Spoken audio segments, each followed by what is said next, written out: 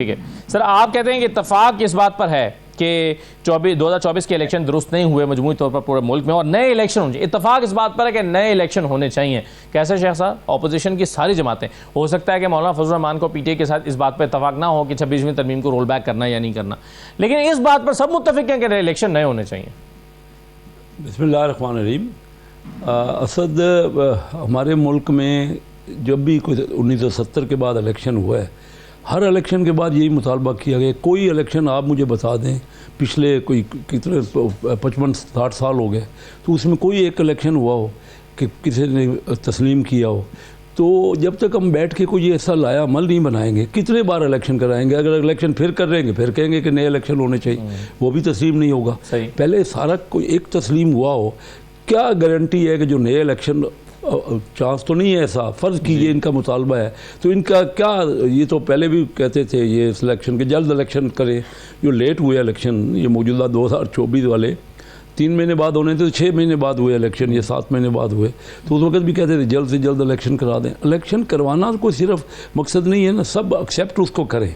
तो हमारा तो किसी इलेक्शन को आप कहते हैं कि अभी दोबारा इलेक्शन हो गए, हाँ, तो फिर फिर यही दोबारा हम इतना क्या पाकिस्तान यही करता। देखिए बैठ के कोई भी लाया अमल बैठ के। फिर भी सर 2024 के इलेक्शन और माजी के इलेक्शन में कुछ फर्क तो है ना सर?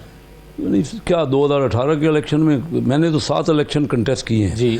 अब मैं कुछ नहीं आपको बता सकता कि किस इलेक्शन में क्या होता है। मैं देखता रहा हूँ, मैं बताते ही नहीं थे। मैं 2002 के इलेक्शन में जीता हुआ था, वादे अक्सरियत से जीता हुआ था और अनाउंस हो रहा था। उन्होंने 45 स्टेशनों के रिज़ल्ट 5 बंदों की हैंड राइटिंग थे, अभी मेरे पास रिकॉर्ड है। वो जो रिज़ल्ट बने हुए 5 हैंड राइटिंग टैली होती हैं, टैली करवा दी उनको। एक ही बंदे ने रिज़ल्ट बना दिए इलेक्शनों के। क्या हो सकता है कि इलेक्शनों में, ये इलेक्शन हमारे यहाँ वाकई इसमें कोई शक नहीं कि शुबा रहता है। अब जिस जगह कोई जीत जाता है, अब मतलब मेरी फैसलाबाद डिवीज़न की 18 सीटों में से 15 पीटीआई जीत गई। हमारे सेंट्रल पंजाब की जो हमेशा मुस्लिम लीग जीतती थी, 15 सीटें इन्होंने जीती और असम्बली में बैठे हैं नुमाइंदे इनके, 3 मुस्लिम लीग ने जीती हैं। वहाँ तो इलेक्शन ये कहेंगे कि ठीक हो गया। जैसे KPK में अभी बात हो रही है कि KPK में तो JUI कहती है ना कि इलेक्शन हमने जीते हुए थे। तो मकसद सिर्फ जो भी कुछ करना है, क्या अलायंस ये बना लेंगे तो मसला हल हो जाएगा। आपस में बैठ जाएं, हर बात को डिस्कस करें।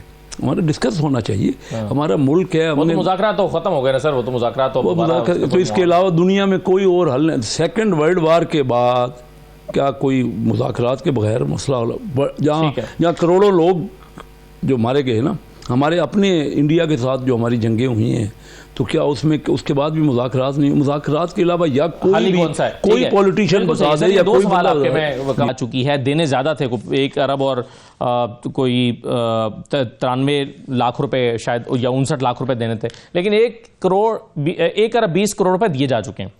तो अब ये इसके बावजूद निष्कारी नहीं हो सकी। जो ये फिगर है ये तो बहुत एक्सेसिव है। जो ऑफर आई वो तो ऑफर आई कुछ नहीं ना, बुरी तरह नाकामी हुई, इसमें तो कोई शक नहीं है। जो मतलब जो मालियाती मुशीर को पैसे दिए गए हैं ये तो उस ऑफर से भी ज्यादा है जो PIA के लिए आई है जी।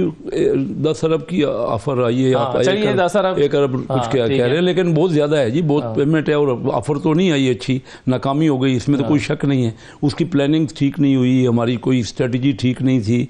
क्योंकि हमारे आप देख रहे हैं ना कि हर साल कुछ 700 अरब रुपए हम घाटा कर रहे हैं इन SOEs पे, जिस पे 9000 अरब रुपए का कर्जा है।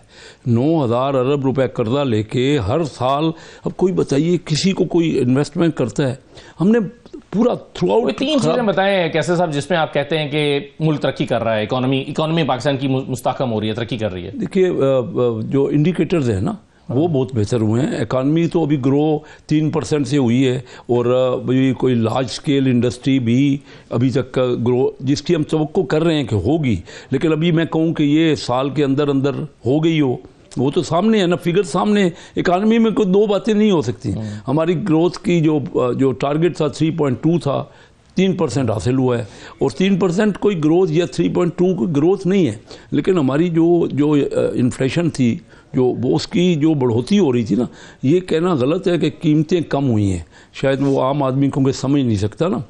जो बढ़ोतरी हो रही थी, जो इंक्रीज़ हो रही थी ना कीमतों के, रोज़ बरोज़ इजाफा हो रहा था, वो इजाफा होना कम हुआ है। यानी एक वक्त में 38% था, फिर महंगाई की शरह जिस रफ्तार से बढ़ी थी उसमें कुछ कमी हाँ, लेकिन अभी भी महंगाई है। ये कहना कि चीज़ों के रेट कम हो गए हैं वो नहीं है, लेकिन वो हुआ, वो बहुत बड़ी बात है। ये हमारे मुल्क में कभी नहीं हुआ 2%, पिछले 10 साल में नहीं हुआ कि 2% तक महंगाई आ गई हो।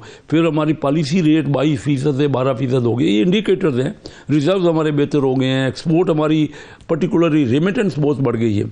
5-6 बिलियन डॉलर रेमिटेंस ज़्यादा आएंगे, वो बड़ा उससे हमें बेनिफिट पहुंच रहा है। लेकिन ये जो आपने बात की ना, ये खसारे वाले, इसका तमाम इदारे ये बिल्कुल गलत चल रहे हैं। हम 6,000 अरब रुपए का घाटा कर चुके हैं 10 सालों में।